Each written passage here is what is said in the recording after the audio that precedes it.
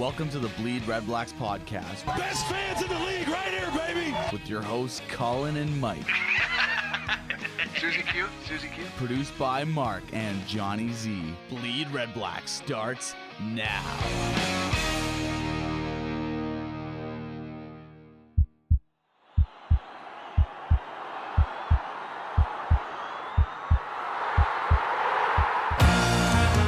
BleedRedBlacks. Gabriel is open in the end zone. Touchdown! The Ottawa fans and players are going crazy. Your number one podcast for all things Red Black. Left, Henry still on his feet. Now the toss, and it is caught for the touchdown. Wallace Miles. Every season, Marco drops the pass. End zone shot. Back right corner. Caught for the touchdown. Jamal Smith. all season. For Burris on first down, drops the pass, pressured in the pocket, takes off himself. Down to the goal line. Touchdown, Burris.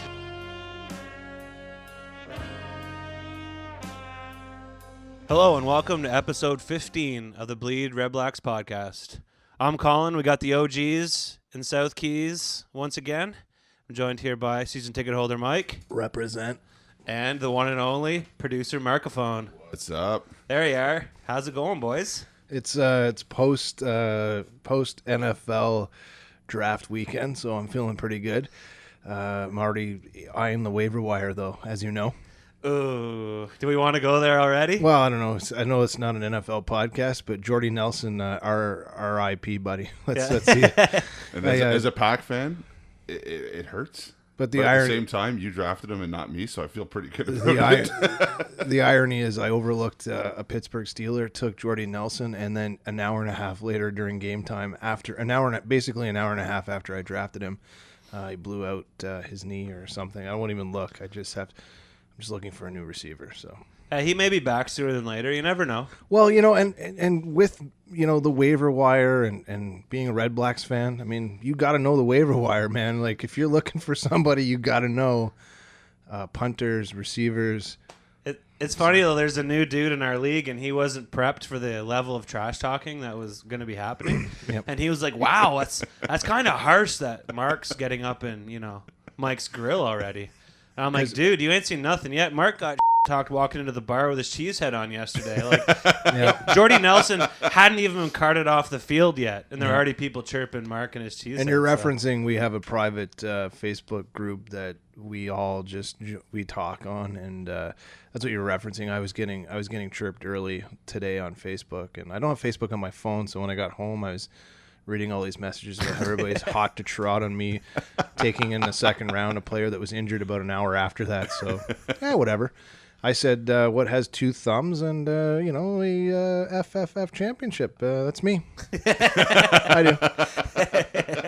This guy right here, he's a champion. So do you wear your rings on your thumbs too? That'd be awesome. Well, I'm looking to get a fantasy football tattoo eventually, and I'll have like every year I win tattooed underneath it. So I think you should have the final box score of the championship game. Yeah. It's a pretty small Yeah, tattoo. you're not going to get the full sleeve out of that. Easy one. for this. Like, who's this guy anyway?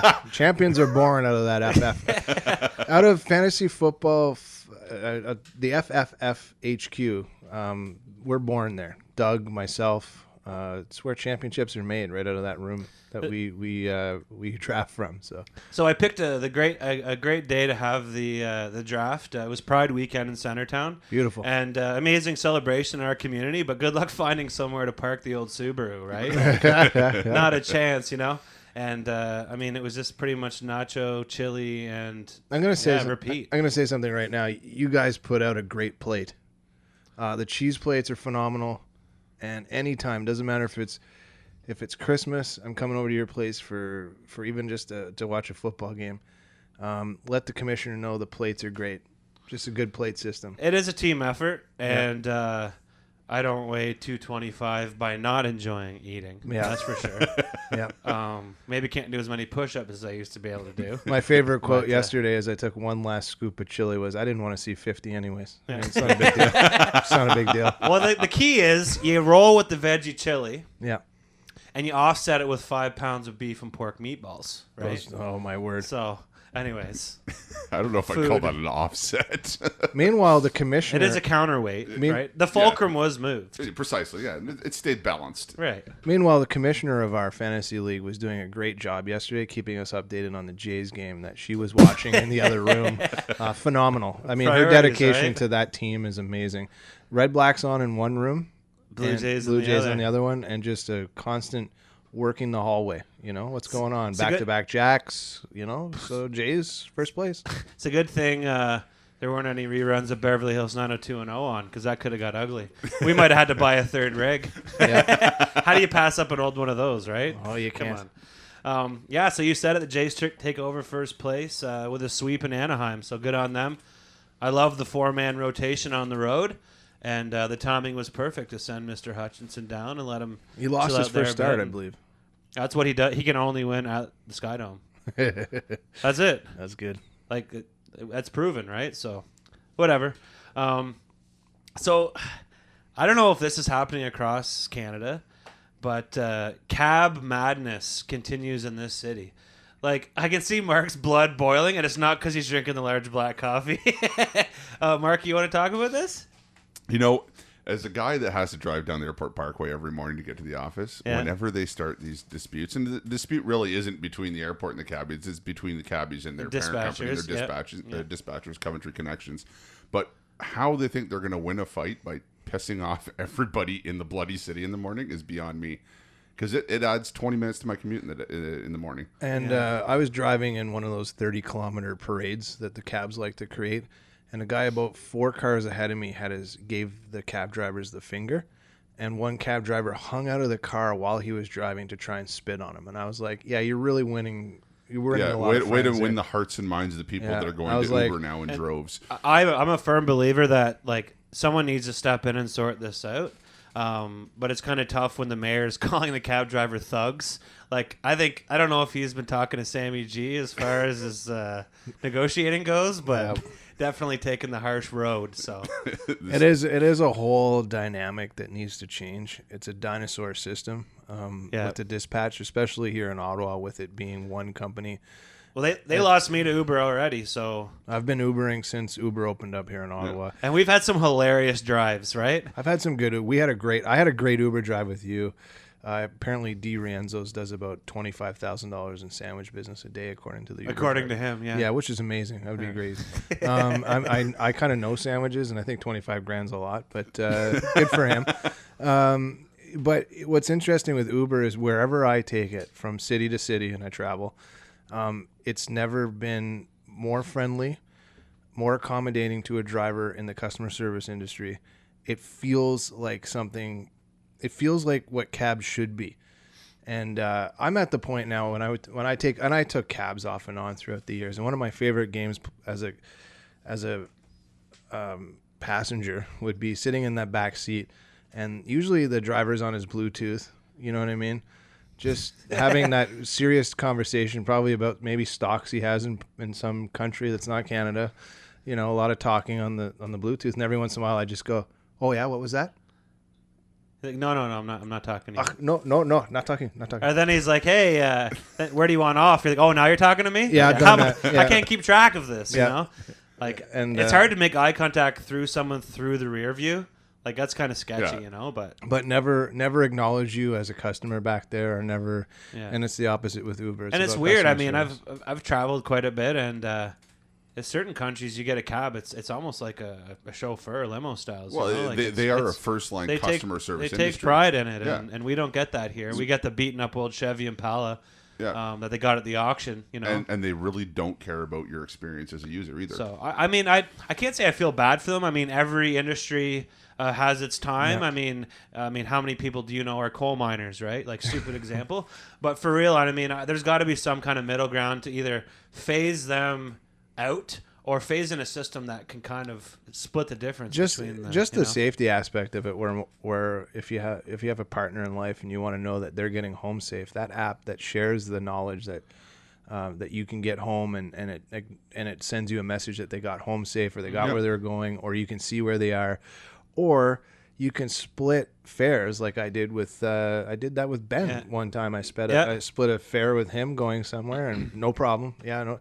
Unlike when you were the cab, they're like no idea how to split a fare. You know, like one guy ends up paying too much, and whereas Ben and I each got a bill and it was separate, so it works. I like the system. I like the Uber system a lot. So anyways, I feel bad for anyone coming to visit the city and being greeted with protesters, but it's their right to do it, and the airport's giving them a place to do it, and there are some, aside from clogging up Mark's, commute home. Which really should be priority one for these, cab well, obviously, right? I'm sitting in front of someone here who could possibly be the next, not the next, but a future prime minister of this country. Oh, I like to think I've got the potential. You heard it here first. Potential, that's the key. Yeah, it's all about potential, bud. Lots of potential. Yeah, he just obviously.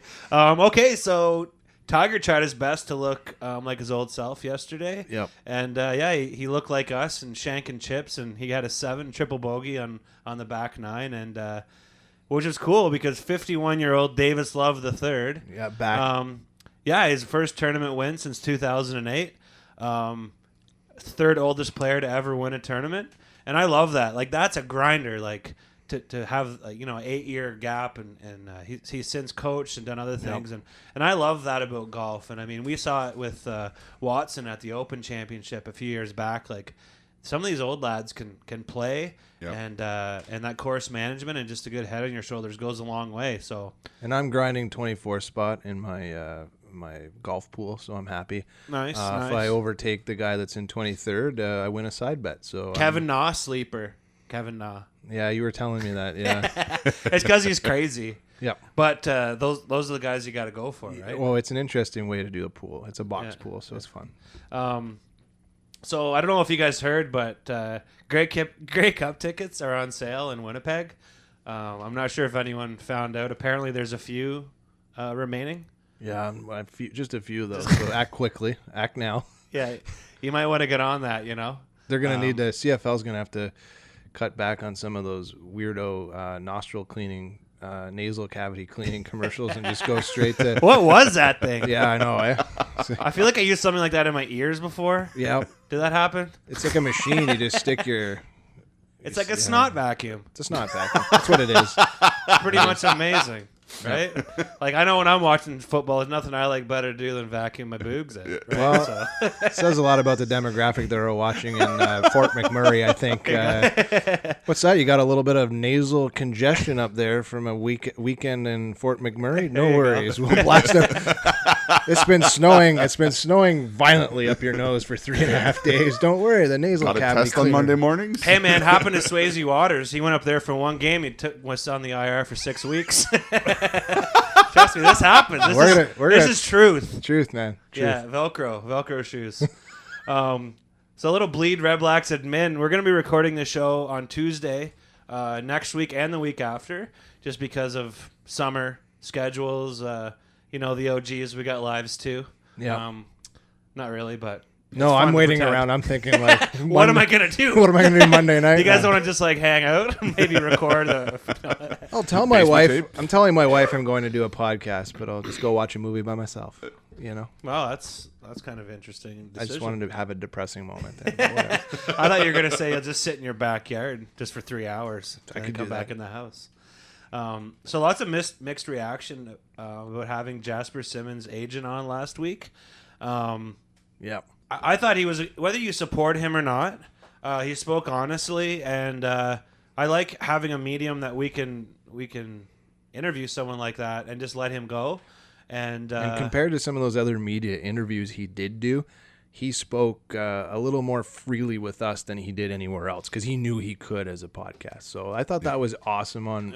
It was a candor-filled rant, and a lot of people were positive about that, to be honest. So, and I like that. A lot of the feedback was just it was interesting to hear him talk. We thought he was crazy, or we thought he was awesome. And one of my favorite quotes from Facebook was somebody along the line, or it might have been Twitter, somewhere on social media, was like, "Wow, that's how they think." And he was right. The commenter was right. He wasn't quite aware of exactly how an agent thinks, but we heard exactly how he thought here on this podcast. So yeah, so I don't know. It was fun for us. It was like a dude that like well, none of us took journalism or anything. We don't really know how to do interviews. We're just doing our best. And it was a cool challenge for us to talk to someone like that. And Mark, you did an awesome job editing that thing. And lots of compliments coming in about the sound quality for our interviews. You're doing an awesome job. So thank you, guys. I don't know Thank how you. you do it. But when you go in there and close those doors, that's when the magic happens. Dim the lights down, make it nice and romantic. Yeah, light once some I see that candles. smoke, once I see that smoke machine go on, we get the hell out of here. That's a smoke machine. So this Thursday, QB Club is back. All right, you guys are partying. You should have invited me to come over earlier. QB Club. Here I am eating veggie sushi to try to get my body back into like some normal function after yesterday. And Meat comas. looks like I didn't get the memo. QB Club, though, QB Thursday Club night. this Thursday at the Senate. I can't wait to see all fans out come on supporting the team. Everyone is invited. There are a few people who are confused about, is it an invite? Is it a private thing? No, it's definitely 100% open for anyone who wants to hear Mr. Burris or get a photo with Mr. Sinopoli or shoot the breeze or just come hang out with our nation. Regardless of your level of dedication to this team or any team, come out and hang out. You know, maybe it'll sell you on the league and sell you on the team. So That's what I like. Yep. let's just be positive and have some fun and be happy that Slooby's putting the work in to make this thing happen. So good on him. Good on Slooby. So any ideas for a podcast party? Like, I was thinking we could either rope off an area at the berm, but I think Green Shirt Security would kibosh that quickly. House of Targ, maybe? Yeah. A few pints? I don't know. How about just straight up Mark's basement? That's a lot of people. Yeah, it is a lot of people. So what do you think? Once our fan count got above 3, it kind of crowded down here. Yeah, our downloads are showing more fandom. So $10 a person, I don't know. What do you think now? Oh, we always go to like that. What's that? Is it Fun Haven over there at Or no, when Pinecrest? when they get here, we tell everyone, didn't you hear? It's a painting party. We're redoing all the trim in Mark's house. This is going to be awesome. Don't mess with the crown molding. Did that ad say Don't- podcast party? That was a baseboard party. Oh, that's amazing. We can Mark will record. drop the bass, bud. Don't you worry. We can record. Oh, he's out. Drops the mic. He's out. He's out. We can record the baseboard tapes. That'd be amazing. When are you gonna shotgun that booze that you have to shotgun? Yeah, so I made a bet with Janine that I would crush her soul at Fantasy this week, and you know what happens, right? Obviously, I lost. D-Gen. We put a bet on it. Yeah, and I put a bet on it, and I got a shotgun, a Bud Light Lime. So get out the Rolaids and let's make this thing happen. I'm pretty sure I want to find some kind of device to funnel it through. So I just in typical FF form, I was thinking a Vuvuzela or a Venezuela, as we like to call it here in the basement. I could pull out my work boot from the garage. You can do a shoe beer or a boot beer. I know, but shoe he beers. might. That's his thing, right? I'm gonna have to clear that up with him No, first. that's true. So. That's true. I don't want to. I don't want to. Licensing. That's I a don't want licensing to. I don't want to agreement. step on anyone's toes. Come on, we're a food joke. Oh sure. So when you make the bad jokes, you drop the mic, and when I make the bad jokes, I gotta look for a new job. I got it. I got it. Okay, cool. Are we supposed to be keeping this episode short anyway? Yeah, come on, man. I don't have time for I that. gave you the 2 minutes. He's already. taking your gig away from you, like with that cricket. You should cricket over the cricket. Yeah, It'll be I know like overdub those. Those a crickets stereo are subpar. cricket. Well, it's like a stereo cricket. it's like in CFL when you challenge the challenge, man. You just over cricket the cricket. I'm gonna over cricket the cricket. But we got in serious note now. We have a serious note. Listener and friend of the show, Jen Mulder, who is the national coordinator with the CFL Fans Fight Cancer Group. They are a grassroots group of fans from all across this nation that run and support events that raise money for local cancer charities. And we have an event coming up, and it's a show that takes place August 28th, Saturday, August 29th at Arts Court Theater. It's Colleen Sutton, who wrote and stars in a show called, and what's the show called? Sorry, Rider Girl? Rider Girl, yeah. Rider Girl. And she's teamed up with us here in Ottawa to raise money for the Ottawa Regional Cancer Foundation. Those tickets are on sale now. They're going for $26 until Friday. Then they go up to $33 each. $1 from each ticket will go to the Ottawa Regional Cancer Foundation. There's also a tailgate party prior to the show, and that starts at 6:30. There'll be hot dogs, sausages, and alcoholic beverages available to purchase. And what else do we have here, Colin? It's a 50-50 draw. To win tickets to this Sunday's sold-out Red Blacks versus Saski game. Okay, I get it now. Yeah, awesome. So, get in there and get your tickets now. What I'm going to do, I'm going to buy 2 tickets after the show and follow us or, pay attention to our Twitter, and I'm going to give them away Thursday. So I just kind of, let's do that. And because I'm not able to make it this weekend, I'm out of town. You're out of town, yep. But that's what I'll do. So I don't know how we'll give those away, but I'll do that. I'll grab them after the show, and we can give out a couple to support a good cause. And by all accounts, it's a really cool performance. And the Arts Court's great. Like, I don't know if you've been down there, but it's a awesome venue. Really cool venue. Great part of town. Yeah. And a good cause, too. Yeah. Amazing cause. And good on Jen for putting in the time to do this. And we support her 100%. And hopefully, I mean, that's only 2 tickets, but that's the most I can do at this point for her. And hopefully every little bit helps, right? So, so she has seen the show, obviously. And she says it's amazing. And you don't need to be a Rider fan to appreciate it. So, which is hilarious, like how can Rider fans appreciate anything at this point now? Right? Like, oh, in what? Yeah, exactly, right? So, anyway, so that's great. So, you want to roll it into a little... let's get a little Santino rant going on. Little Santino. So, he's kind of counterbalancing our Sammy G with talking about Jasper Simmons and playing time. Oh, he was ranting to me all week about it. I was like, save it for the show, man. Save it for the show. Yo, Santino, put it in the notes, bud. Yeah, we have fun. When's that kid going to get back here? Because we need him down here every so often, right? I'd like to give up my seat soon. Every so often, I'm just like, I'm calling in sick. And then I'm like, who's going to fill in for me? Yeah, not so much. But. Not so much. He could be here in, 12 hours? Well, it depends how he gets here, I guess. Yeah. Well, if he walks, it's going to be a little bit longer, like 14. But that'd be one hell of a story. Man walks from South America back to Shows Ottawa. up, he looks so rough, he just slammed the door in his face. Who are you? Looks like half my neighbors in the South Keys. So, so Santino's going to do his thing, and I know I said this a million times, but thanks on him for filling in for Janine. She appreciated it big time. And Janine is back. She is back. And her dog, who we all know quite well from the Guilt Run trips, or pictures, sorry. And I see in my neighborhood often being that's walked right, by her husband. So Janine's dog gets angry at Brandon McDonald. Yeah, he gets. He's not the only one. He gets his voice in on that around the CFL. Little Fergus. Hashtag Fergus. Let's do it. Right on. Hey guys, thanks for listening to the Bleed Red Blacks podcast. Check us out on Twitter at BleedRedBlacks and on Facebook at facebook.com/BleedRedBlacks podcast. Live from Brazil, here's the Red Black Renegade rant with Santino Filoso. Are you ready? Do you really need to tell me that a 5'0" wide receiver is worth $40,000 more than Chad Owens? We'll do it live! If the helmets weren't ready this week, they should have pushed their introduction back. It has begun.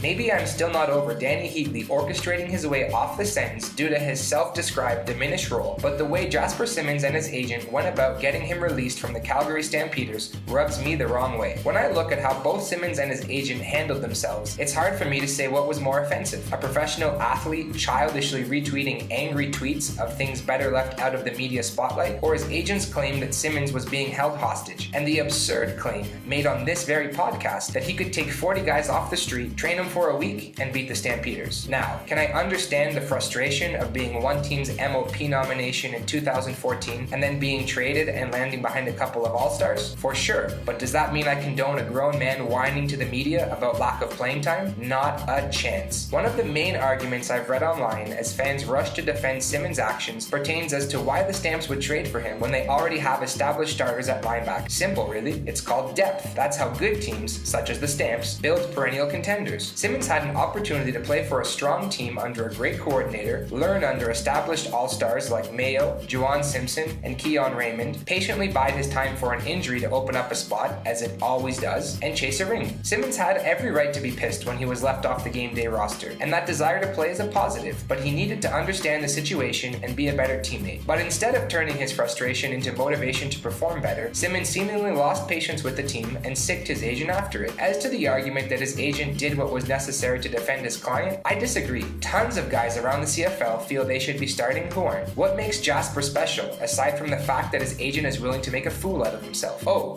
his 2014 MOP nomination, you say? First off, there's a big difference between being an MOP on a 2-16 team than on a Grey Cup winning one. Realistically, if Antoine Pruneau started every game last year, he would have been Ottawa's MOP. Secondly, and I can't stress this enough, being an MOP on one team doesn't equal a starting job on another, especially when it's a Grey Cup winning team. Hell, look at what happened to former Ottawa Renegade quarterback Kerry Joseph. In 2007, he was the CFL's MOP, won a Grey Cup for Saskatchewan, and in the offseason got traded out of the Prairies to Toronto. When the 2008 season started, Joseph wasn't even the Argos' starting quarterback, instead backing up Michael Bishop. Now, my memory isn't perfect, but I can't seem to recall him complaining, publicly bashing the Argos, or getting his agent to demand a trade or release. The problem with the whole Simmons fiasco is that it makes him look like he's scared of competition and wanted a job handed to him on a silver platter just because of the good things he did last year. Ultimately, it's on him to go out and earn a role, and if he doesn't, then in the end, the coaching staff always has the right to choose the roster they think will bring success. And clearly, Simmons wasn't missed in the Stampeders' best defensive effort of the year, a 48-3 thrashing of the Red Blacks. Some make it sound like Simmons was wasting away, rotting on Calgary's bench. This ignores the fact that he was on the 46-man roster for 5 games and always earned a full game check, even when being a healthy scratch. In the end though, despite what I or anyone else might think of how he went about the situation, there's no denying that it worked, since Simmons was released and quickly signed on with the Winnipeg Blue Bombers. I've seen plenty of excited blue and gold faithful gloating about adding Simmons to them, and to them, I can only point to his first press conference with the Winnipeg media. When asked, Simmons refused to rule out the possibility of repeating what happened in Calgary again with the Bombers. To a real team player like that, I can only wish good luck and hope he sees the field often enough to keep his inflated sense of self-worth high. Otherwise, he might have to pay his agent overtime to get back on Twitter and start slinging mud towards the Blue Bombers management. That's all for this week, guys. Rant back at RedBlackGade, and remember to bleed Red Blacks.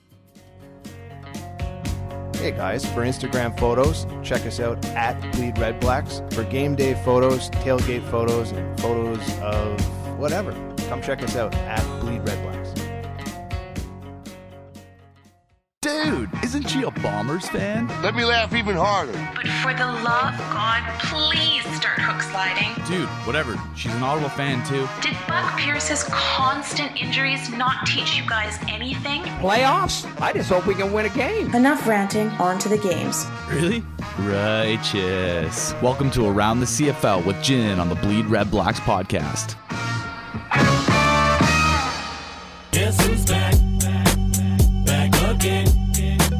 I'm back. Big thank you to Santino for holding down the fort while hubby and I enjoyed a little gallivant to Western Canada. You did a great job, Red Black Renegade. Week 9 kicked off with another late night Thursday matchup between the Alouettes and the Lions in Vancouver. The Owls were definite underdogs in this one. At kickoff, they had not won at BC Place since 2000. And despite a strong start to the season for rookie quarterback Rakeem Cato, he has been struggling in his past few outings. Consider that Jonathan Crompton is now back at practice, and Cato isn't just fighting to bring his team out of a downward spiral. He's got to dig deep so that he can keep the job at starter, something we all thought was a given a few weeks ago since Crompton is, let's face it, not much more than mediocre. It didn't look great for Cato early on in this game as he was picked off for a touchdown by Ryan Phillips on his first drive. In spite of the early pick, the Owls chose to go to the ground in this game. Maybe it's because Cato hasn't been as confident or as accurate with his throws in the past couple of games. Or maybe it's because the Lions lost defensive powerhouse Solomon Elimimian for the rest of the season to a torn Achilles, making it a little easier to tear through BC's defenses. Whatever the reason, it worked, and Montreal put up over 250 yards rushing, 111 of which belonged to Terrell Sutton. BC's Andrew Harris completely contained for his second outing, rushing only for 10 yards. There were some good and lucky catches for the Lions offense. Lule looked a bit better, going 18 for 29, 216 yards, and a touchdown. Only one interception this game, but he threw it during the fourth quarter at a pivotal moment, and it led to a touchdown on the Owls' ensuing drive. As for Cato,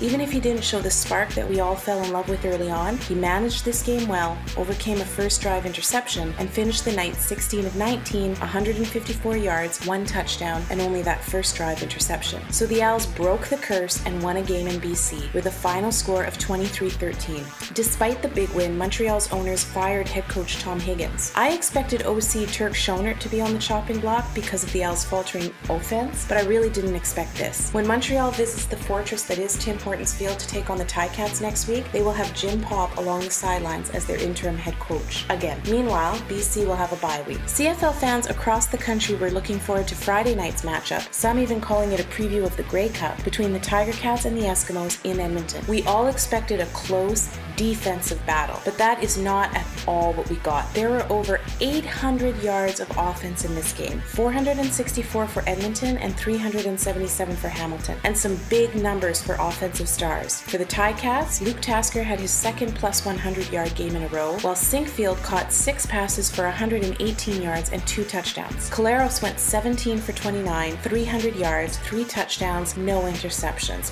What a great quarterback. For the Eskimos, Darrell Walker, who came in last week to replace an injured Adarius Bowman and who stayed in despite number 4's return this week, finished the game with 183 yards. James Franklin, who came in under center in the second quarter, went 22 of 36, 254 yards, 2 touchdowns, and 1 interception. So yeah, high-octane offense and a much higher scoring game than anticipated. But at least it was a good close game, right? Wrong. This game belonged to Hamilton from the start. Their defense forced turnovers, 8 in total by the time the night was over, and their offense made the Eskimos pay for those turnovers. All Hamilton, all night. 6 offensive touchdowns and 1 beautiful defensive touchdown when Eric Norwood forced a Shakir Bell fumble on the 4-yard line and took the ball back 106 yards. And so the Eskimos, who have been so strong at home, lose to the Tiger Cats. Final score 49-20. Unexpected. Chris Jones looked like he was plotting someone's murder along the sidelines, and I have no doubt that the Edmonton dressing room was the least happy place on earth at the end of this game. The Eskimos will try to get back their at-home mojo next week when the Argos come to town, and a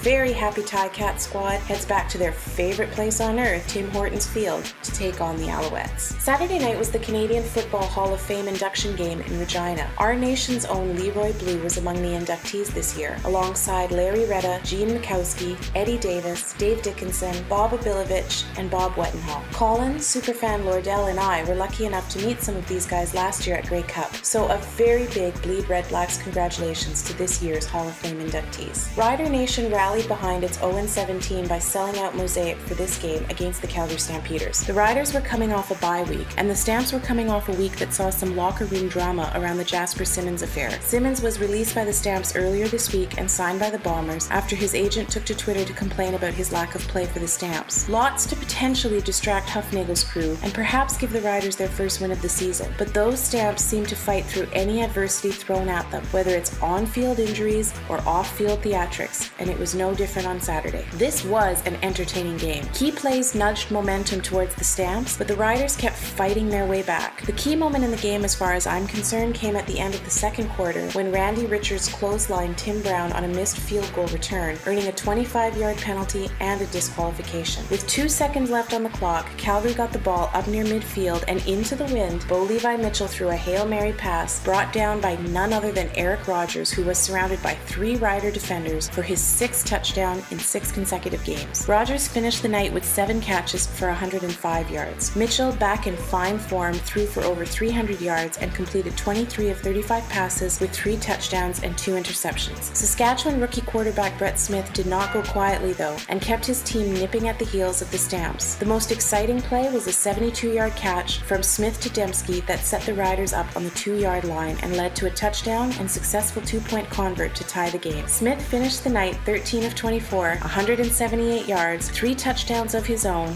and 1 interception. Add to that his 54 yards of rushing as he continues to show off his mobility and his ability to pick up the first down when his receivers can't get open. Despite some solid play, and with the exception of the clothesline hit on Brown some far more disciplined play, the Stamps were able to run down the clock and hold on to a slim 3-point lead, in large part due to Matt Walters, who kept a Calgary drive in the final 3 3 minutes alive by eating up yards on the ground. He had his game of the season with 19 carries for 107 yards, and so the Stamps win 34-31 and the Riders fall to 0-8. The Stamps travel to Winnipeg next week, and the Riders will be in our house taking on the Red Blacks in front of another sold-out Our Nation crowd. And so the standings at the almost midway point of the season are looking pretty interesting. In the West, Calgary sits alone in first place at 6-2, followed by the 5-3 Eskimos. BC and Winnipeg are tied for third at 3-5, and Saskatchewan in fifth at 0-8. In the East, the Ticats and the Argos are tied for first place at 6-2 apiece. With a loss to Toronto on Sunday, Ottawa moves into third place at 4-4, and the Owls are in last place at 3-5, the same record as the Lions and the Bombers in the West. We may just see another playoff crossover this year, although there is still lots of ball to play before we know for sure.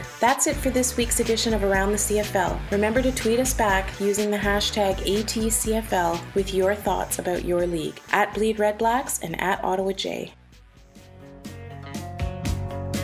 Hey guys, thanks for listening to the Bleed Red Blacks podcast. Check us out at bleedredblacks.ca for blogs, photos, and podcast archives.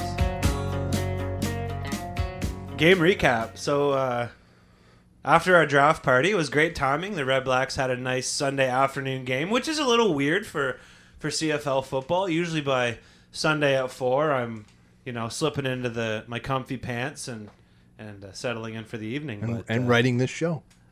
Usually. Sometimes, yes. Yeah. If I have my computer, if I didn't forget it at Mark's place. Like after every episode, I leave something here. Yeah. Every time. So I'm just going to start bringing stuff that I don't care about that I can leave behind. Like that half-eaten tray of sushi. I'm just going to leave that there. Like, I don't know. I had 3. You can do what you want with the rest. It was on sale for $5 at Loblaws. It's legit, man. It'll be good till tomorrow. Maybe. Is it sushi if it comes from Loblaws? It's close. Absolutely. It's close, eh? I don't know I don't understand that statement. I don't know. I don't have my nose up in the air. I shop at Loblaws like a sushi. Like, come on. I'm sure the guy. I live in Chinatown. I'm sorry. Yeah, that guy probably works split shifts at Loblaws, man. What do you think this is? Okay, he's got to pay the bills. Yeah. Anyways, all right. What a weird vibe with the Sky Dome, right? Oh, the Sky Dome, isn't it? It's brutal. I know it may devalue the ticket. Sorry, that was supposed to be a joke. Mike, cricket. Gonna cricket the cricket. Or the purring cat. We got a buddy who can do that awesome. You know who I'm talking about. He lives in Chinatown. Yeah, he's a party animal. We should bring him here just for that sample. I saw him last week. Yeah, did he see you? I saw him in Westboro. We were so confused. Like, what are you doing here, man? He's like, is it Montebello already? Yeah, man. Where did you park the Montebello on Arthur? Amazing. So I don't want to. Okay, we gotta get back gear on down track here, bro. Yeah. Devalue tickets, lol. But they really should maybe give some tickets away to community groups or something. At least get people in those seats buying concessions, or close the dome to stop the fans from flying away because it was empty in there. Yeah, I don't know, but it's weird. Mike, you and I noticed that like the old tarps over seats trick. Yeah. Equals TV audience can't see empty seats. I hate to break it to you, but it was obvious. Yeah, we saw them. So, Mark, I don't know if you've read how far down through the notes you've read, but just you watched the game. What do you think the attendance was there yesterday? Knowing the size of the Sky Dome and how many people that could hold at capacity, I don't know, maybe 15 to 17,000, maybe. This guy, eh? Oh, the Rain Man. If this was Price is Right, if this was Price is Right, you just went over, so you lose. It's 14,000. Seriously. Yeah. Wow. And I think that's what was the staff working for the game? Probably 12,000. How clever for them to announce 14K. Like, there's not a chance. Based on those numbers, I expect to see 60,000 people at TD Place this weekend. That must. Straight up. Whoever counted that 14 better not count 60 for us. Yeah. You're right. You're 100%. What are they going to do, though? I don't know, because if the Jays go on a heater, they may get displaced for future games. So I don't know, maybe another trip to Fort Mac. I don't know. Swayze might make it home this time. No. And after seeing the way he played last game, isn't he lights out? He's so good. I love the CFL. You know that. I love the NFL. I don't know how people down south haven't just handed him the biggest paycheck right? Yeah. I don't know how those. I thought there was some kind of agreement where you could be pursued, but maybe not mid-season. Anyways, I'll have to look up on that. But I feel like a talent like that, like I hope we can keep him here as long as we can. He's so, and just it's good that he's back because the Swayze train memes can come back out sometime again this year. Yeah. I was working on those so hard last year. I like it. Swayze right, Swayze left. It was good. I noticed Santino was calling him in his 3 Down Nation article today. Patrick Swayze. So Patrick Swayze. Yeah, that's good too. Hilarious. Like, who doesn't like Ghost, right? You kidding me? Demi Moore. Every time I see pottery, just like a little tear. That's the Demi Moore that Bruce Willis fell in love with, right there. I thought it was Showgirls Demi Moore. Oh, maybe. Or was that the one I fell in love with? I don't know. I'm thinking of Jessica Spano. Wait, I'm all confused right now. Maybe I did show up here early with you guys. So poor Mr. Henry Burris. Oh, my God. He gets dumped on fans every time he plays average, or every time he skips a stone, or every time he has a bad game. And he plays lights out and just gets crushed by mental mistakes by his own team. Mm-hmm. And the special teams game, like, he went 32 for 36, 426 yards in a loss. Because he started every series of downs underneath in his own ends. Underneath the shadows of the uprights, every time. Every time. And, I mean, combine that with over 220 yards in penalties. Like, you're starting every drive with a 200-yard field, essentially. Basically. Right? Yeah. And that's just so disappointing. Like, it's got to be frustrating for him, but I guarantee you he is taking it in stride.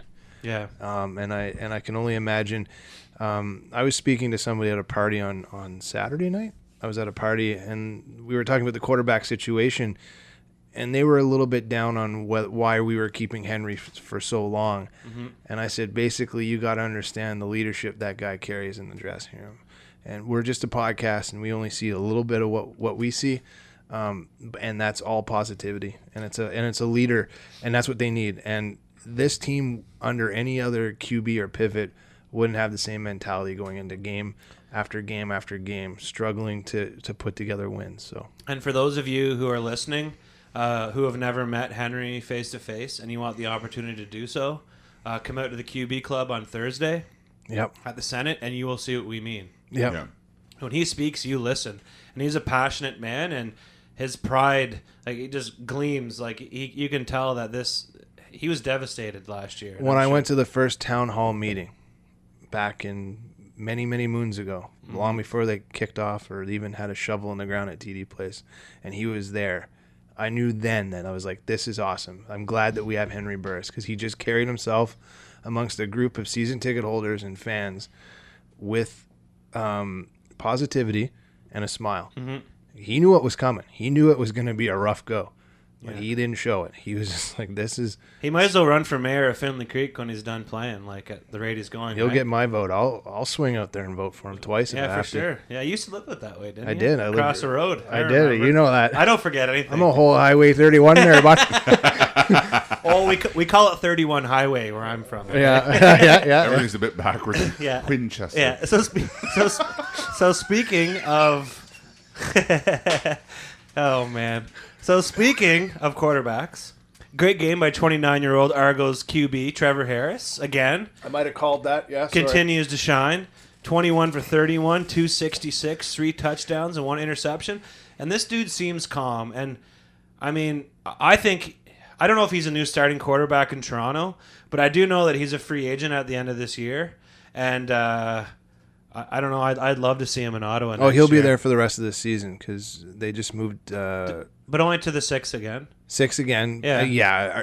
You can't pull him from the. That's a whole other argument. It's not our show. Yeah, it's not the Argos podcast. What's the Argos podcast saying? Oh, wait. Oh, yeah. Cue the crickets. But no, I'm gonna. They just aren't enough fans to do the podcast. Like, no. They spent all their entertainment money at the game last weekend. There were a lot of tweets coming out like, I am sitting here and here's how much my ticket cost. Just because people are trying to put in perspective, like, why is no one there? Yep. And, like, one dude put a photo up and he's like, this seat was $50. And people are like, are you kidding me? Like, the sight lines are so poor in a building not made for football. And the run, I don't know what the run is on those stairs, but I mean it's flat, man, and it's a tough place to watch it live. But you and I were talking about this. The TV angles are awesome. Best TV angles in the CFL are out of Well, and there's Toronto. no one in the seats. You can just put the camera down anywhere you want. Like production level, you kidding me? I think we should start recording our podcast in the Skydome. Amazing. Right from Roberto Alomar's old hotel room. So our all-star wide receivers once again played like all-stars. Ernest Jackson, 8 catches for 114. Greg Ellingson, 4 catches for 110. Brad Sinopoli, 7 for 85. And Williams, 5 for 58. Got the giggles. There you go. I had to bleep that out. Here we go.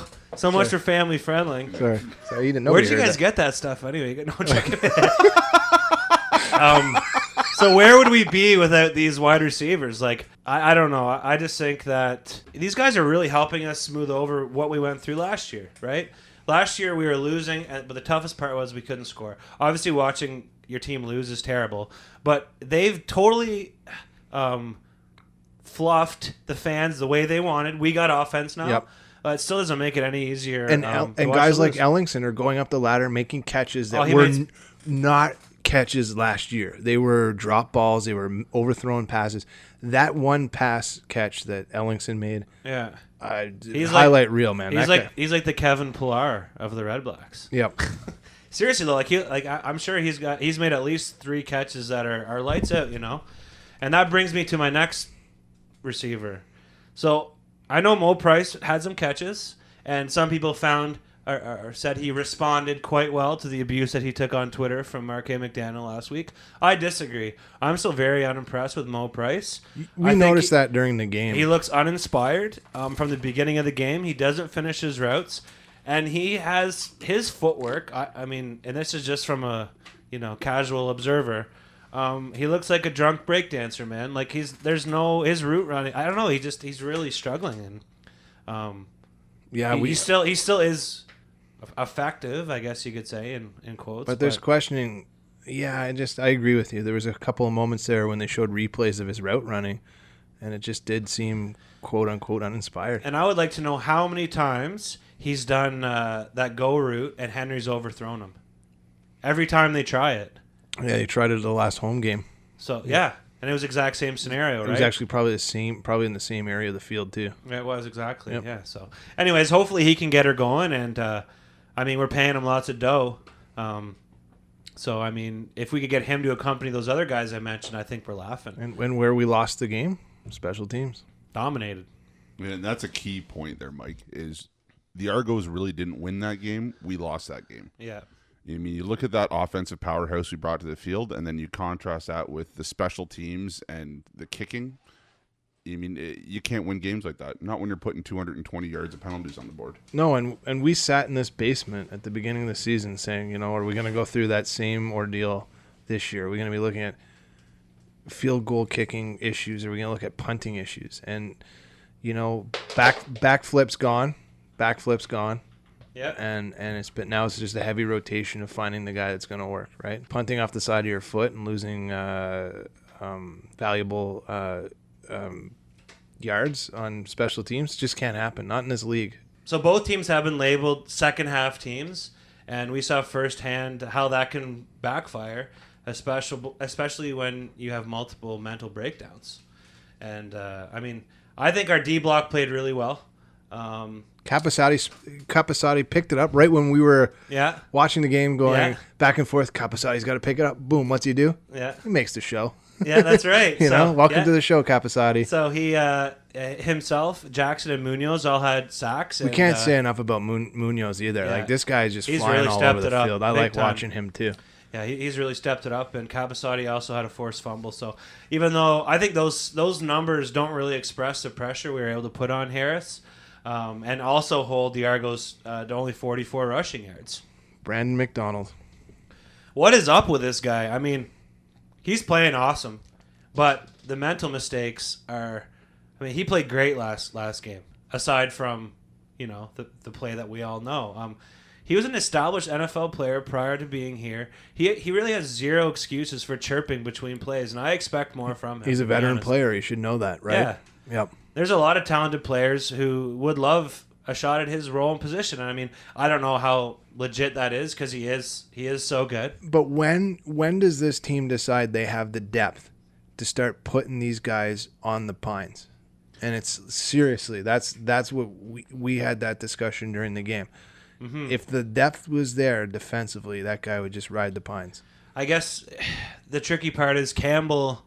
Is he thinking long term or is he thinking short term? You know, right? And is he trying to set an attitude for that team, or is he trying to get wins right now? He needed that win now, so right. McDonald went back out there and played that next down. But the issue there is it's the TSN shot of Campbell with his arm around McDonald coming back off the field with good cop talk. I want to see nose to nose. I want to see Grumpy Cat throwing his headset at him. Still get him back out there. Yeah. But none of this like huggy. Like no. I think his demeanor. I know that's just how he leads. He is kind of a quiet leader. Yeah. But I do think there is some time you got to have some kind of assertiveness. At least let other guys know that it's not tolerated. It's not called for. Yeah. It's not tolerated. Chev, no carries. The only time he touched the ball was on kickoff return. So, yep. I mean, Brandon McDonald was pumped about that, right? Yeah. At least those 4 kickoffs the Chev had. But poor value for a dude that's making over $200,000 a year. And we think there must be guaranteed money there. Or else maybe it's just still depth, keeping him for depth. It is depth, and he is a talented guy, and maybe they're hoping he'll kind of fit his groove. But I don't know. I mean, it's just tough when this was a game where I think he really could have shone, and it just didn't happen. Yep. Anyways, I don't know what the solution is. I guess as long as Johnson is running okay. I mean, he had some tough bruising runs, and he scored a couple touchdowns, but he still. I said one broken play that I saw when he was running the ball. One broken play. I remember looking at that play, going, if that was Chevy, it would have been a loss. But I know.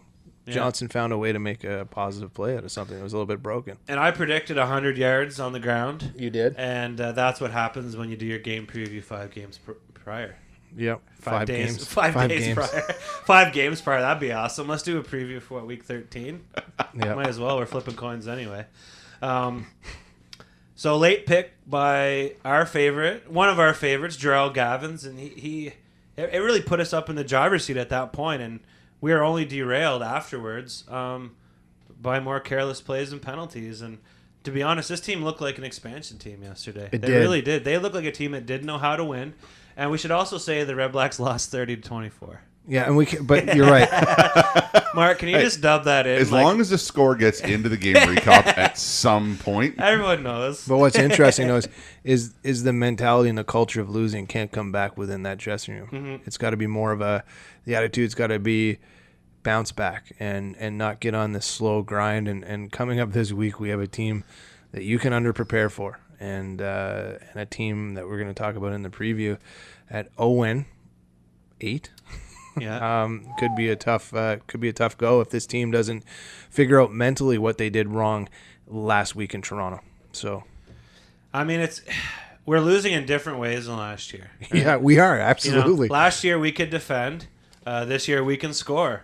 But what's the one thing in common between both those seasons? Terrible special teams and brutal mental mistakes. And we're going to keep having this conversation until something's sorted out. Yeah. So I know you and I got a lot of time for Beetlejuice, but maybe it's time to look at someone else to run that squad. I don't know if that might be a little quick to pull the trigger there, but is it? Two fields of penalties given up. 2 full fields of penalties given up. And it's just, yeah, I can't. Mark Nelson's, he got a lot of airplay on TSN in that broadcast. I felt they didn't bring the blitz often when they should have, and that's just me because I'm a blitz package kind of guy. But how many times did I tell you the blitz should be coming on this play and it didn't? Yeah. And I'm seeing in other CFL teams, especially Winnipeg, not afraid to blitz. Without Abdul Kene on the outside to blitz and his speed, they need to find somebody else that's got the wheels to get in the backfield and do some disruption. So I know you and I had some pretty funny discussions about Matt Dunnigan's behavior on the broadcast that night. I don't know if he was drinking pops all day before the game, but he was definitely his own best audience, and I think that his future as stand-up comedian is probably somewhere around the same as mine. Like if Mark was producing the TSN broadcast, it would have been Cricket Fest 15, man. Yeah, cricket plow. Hashtag cricket plow. Cricket plow. So Toronto moves to 6-2, is in a tie for first place with the Ticats. It was a good chance for us to make a move. Yeah, the East is back, and if we want to stay in this discussion, it's time for us to grow up. Yeah, it's time for us to win those games like on Sunday afternoon, and make the players need to make the right team decisions, and that means shut your mouth, get back to the huddle, make plays, don't make a spectacle. End the story. So we have a caller, and this dude's kind of interesting. So he's a young man from Georgia. It's not Sammy G. Another young man from Georgia who has actually started a Red Blacks fan club, has become a huge Red Blacks fan, and he's been a great supporter of us and the team, so we thought we'd have him on. So how about we roll to a little bumper, and then we'll come back and talk to Chris. Sounds good. All right. Hey, everybody. Thanks for listening to the Bleed Red Blacks podcast. Don't be afraid to check us out on Twitter at BleedRedBlacks, and jump over to Facebook. Give us a comment. Facebook.com/BleedRedBlacks podcast. Okay, so we're currently joined here by Red Blacks super fan calling in from Athens, Georgia. Coach Farr, how's it going, buddy? Hey, how's it going? It's going well. Thanks for joining us. Producer Mark and Mike are here as usual. Now, how the heck does a guy from Athens, first of all, find out about the Red Blacks, and secondly, find out about this podcast? Well, I know, looking at CFL stuff, I mean, seeing the stuff on ESPN, I was on like a family vacation pretty recently and, turned it over to ESPN and the CFL game was on. And it had a couple former Georgia players on there. And see, I'm a big University of Georgia fan. That's where I'm currently at school.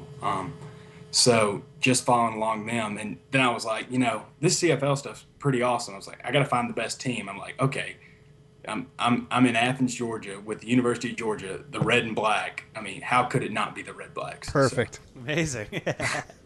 I like the logic. Yeah, that's great. Yeah. Bulldogs and Red Blacks. It works, right? Yeah, and then you can throw Falcons in there too. So yes. Yeah, so when you paint your garage door red and black, people won't know who you're supporting, right? Yeah. So tell us a little bit about yourself. You have a football background and a commitment, quite a large commitment to the university there. So why don't you tell us a little bit about that? So like over the last 2 years, I worked at a high school, so I had the opportunity to coach like a 9th grade football team. So it's the youngest of the high school, so it's a lot of foundation stuff. And I also had the opportunity to coach earlier back some 8th grade middle school football. And did a little bit of coaching of baseball. So all those were good experiences with the coaching. And I know back in high school, I got a chance to play football and go to a ton of football games. So naturally, football is just a thing that's always been a huge interest. So it's just natural to keep it on. So. That's awesome. I mean, that whole area is just it's a mecca for football and sports. I was lucky enough to be down in Athens on an evening back last 2 years ago where the university had a basketball game that night, and the streets of Athens were just they were teeming with fans and people, and I'm a big fan of Athens, Georgia myself. I think it's just a great place to hang out. So tell me a little bit about how you party in Athens. What do? Do you grab pints down at the bar, or is there any special place you go watch the CFL games, or do you watch them at home online? Well, the CFL games, it really depends, like if they're on ESPN or not, because it's still the ESPN Watch thing. But I know I've had a couple friends over, and like here's one of the cool stories too. It was one of the games earlier this year. It was I think it was the first Calgary game. So like me and my friends were like driving in from downtown, and like we heard the kick, the field goal, and it was like, oh my gosh. So that was another reason. But we were all in there in that. But just keeping up, doing stuff like that. Now downtown too, there's so many places downtown. It's like a metropolis. It's just like it's a good small town feel. I love it. I always joke with my friends because my friends retire. They have a place in Florida, a house, and I'm like, you know what? Forget the house in Florida. I want a house in Georgia. I love it. Yeah. Well, you don't know if they're Gators fans, they might not be too happy. So. they might not be welcome in Athens. Yeah, that's right. But we enjoyed a couple of days in Athens, and I got to tell you, those small college towns, they know how to do up a good Main Street. You're completely right.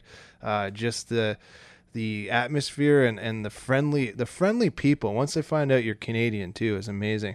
I want to ask you a little bit, because you know the fundamentals of football. When you watch the Canadian game, I always like to ask American fans this: where do you see the difference, and what aspects of the Canadian game do you like the most? Yeah, there's a ton of differences. The first one that always sticks out is the motion of the receivers. So it's not really a set. So that also puts more of an influence on like bigger passing plays. That's what I always think. Where especially down here in SEC, like we run the football all day long. Like it's all day long, run the ball. But it's also because you're stopped. But it's just a different thing too. Size of the field and everything too.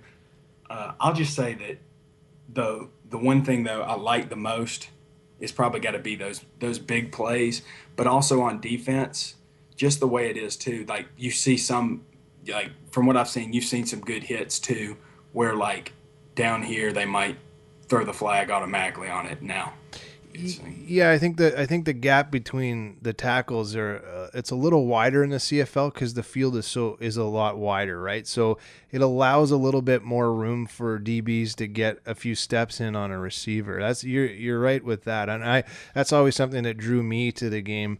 But you're definitely right about that running game coming out of your division down there. It's those halfback option plays. I've learned every running play I've needed from Madden out of watching some of that college ball down. I'm a big fan of two things: college football and college basketball. So I really enjoy it down there. Cool. Well, so you have something going on Facebook. You started some kind of Red Blacks fan club down there or something. How's that going for you? That was the thing I did. I was just looking at it and I was like, is there any like U.S. Red Blacks or anything? So I was like, well, Georgia Red Blacks. So I made a page. It's facebook.com/Georgia Red Blacks. So it's just a fan page. Cool. First thing I had was about my 5 friends. And then I put it over like on the Our Nation group. And then like it was like within one day it like quadrupled. So that's amazing. It's unbelievable though, like for especially Our Nation, like how much support there is for the Red Blacks. I was blown away. I didn't know that they would really jump on it that much, but it's awesome. Yeah, and I mean, we've tried to give that impression throughout all the shows that we've done that it is a very community-based thing and and we take everyone with open arms, and I think that's very obvious, and you've been witness to that firsthand. So I think that's amazing, and that makes me proud to be a Red Blacks fan too, you know? Like it's a special community, and it is a small kind of niche thing here. And it's amazing to be part of it. And I think it's great that this podcast is helping you become closer to it as well. And it's because as soon as I found about like the Red Blacks and looked them up, I was looking for podcasts, seeing if I could find anything. Y'all were, of course, the first ones up at the top. So that's us. Just find out some more. So. Yeah, one of one. Yeah. That's right, baby. First place all day. One more thing that really got me though about like the sense of community, and they do a really good job on all their social media, is like how much they reach out to the community for like through different organizations and stuff too. I know the one thing with like the cancer. The kid fighting cancer. That was just one the other day that really got me. I thought that was a really good move by the organization. So our players are quite accessible up here, and we get to learn more about. And that's what's drawn me to the CFL. We're in a town where the NHL is also in town, but I feel like our CFL players are way more accessible, and they seem like. When it comes to relations with the fans, they're not afraid to throw a handshake in there and sign a hat. So they're good people to have around the community for sure.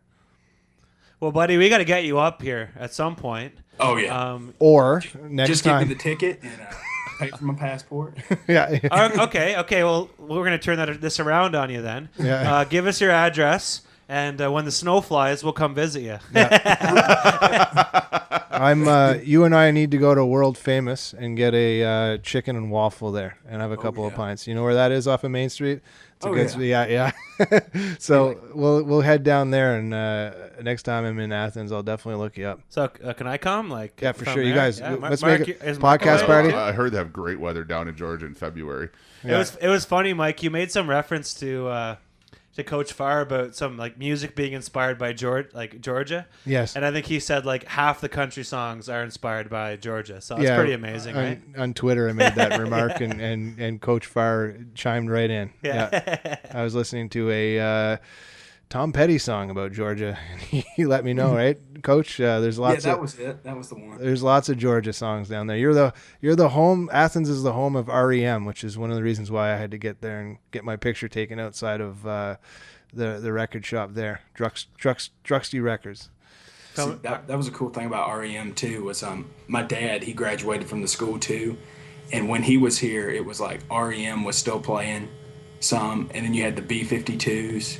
Yes. And then also, like, football-wise, you had Herschel. Like, it was during his time in the national championship time, so it was a really good time. Yeah. Well, I'm sure you heard Love Shack more times than you'd like, but oh, good Lord. I'm sure we've all been down that road a few times. The 40 Watt Club is an historic spot there for sure. Amazing. And Georgia Theater, too, is really good. And it's Wuxtree Records. Sorry, I messed that up. Wuxtree Records. How many times can you say that fast? The Insomniac talking about REM. This is amazing. I love Bleed Red Blacks podcast. Anyways, thanks for coming on, buddy. This has been amazing, and thanks for all your support. Love the support. Appreciate it so much. We're gonna cross paths at some point, and I wouldn't mind trying out some of those chicken and waffles. Sounds pretty good. That's awesome. Hey, thank y'all so much for letting me on. Hey, of course, buddy. This is we do this for people like you. So keep up the good work, and let's hope this time next year you'll have another 1,000 people on that Facebook page. So hey, that'd be awesome. Cool, buddy. Take care. See ya. Thanks to Coach Farr for coming on. That was awesome. As always, I love hearing about our nation's support from all over North America. It's amazing. That was great. A little less animated than the guests we had from Georgia last week. Yeah, but definitely, I like talking about Athens. Yeah, I think you guys got that connection, and I mean, I'm going down. I gotta go back. I think you may have to, right? Yeah, just that world famous chicken and waffles is enough to go back for right there. Well, you drop REM, and he comes back at you with "My dad went to high school." Like I saw the look on your face. I was so excited. One of the only reasons I went to Athens, Georgia, was to check out the historic spot in which REM came from. That's where I come from. So cool. Well, maybe you can steal his dad's high school yearbook and bring that home. Yeah, get pictures old pictures of Michael Stipe and Peter Buck. That'd be amazing. Yeah. Mike Mills. It's good. Anyways, that was fun, and like I say every week, if you want to come on the show, just let us know. There's a few people who have reached out to us that are in the queue.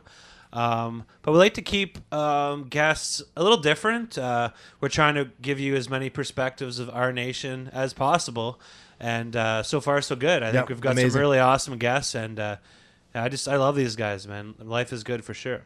So we're gonna speaking of music, Bytown Beats this week. Johnny has REM. How did he put? Oh no, he doesn't. That'd be amazing. They reunited for one show only. Well, they did a gig at Algonquin for the radio program, so amazing. So Bytown Beats this week is the Scally Cap Brats. So they're a Celtic punk band from Ottawa. They have released multiple albums, forming in 2010, and I guess they could be described as Dropkick Murphys style / Flogging Molly. So that sounds to me like a pretty awesome live party band, and lots of Boston Celtics jerseys. Right? Isn't that what they do? Yeah.